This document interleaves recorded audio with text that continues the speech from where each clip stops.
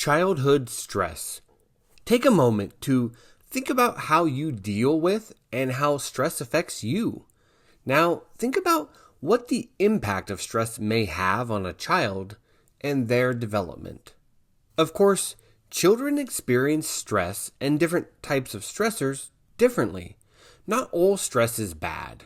Normal, everyday stress can provide an opportunity for young children to build coping skills and poses little risk to development. Even more long-lasting, stressful events such as changing schools or losing a loved one can be managed fairly well.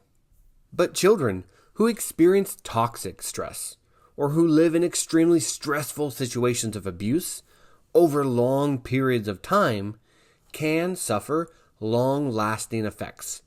The structures in the midbrain or limbic system, such as the hippocampus and amygdala, can be vulnerable to prolonged stress during early childhood.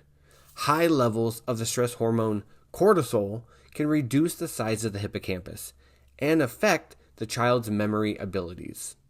Stress hormones can also reduce immunity to disease.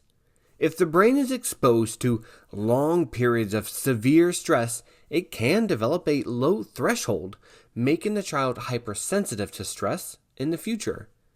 Whatever the effects of stress, it can be minimized if a child learns to deal with the stressors and develop coping strategies with the support of caring adults.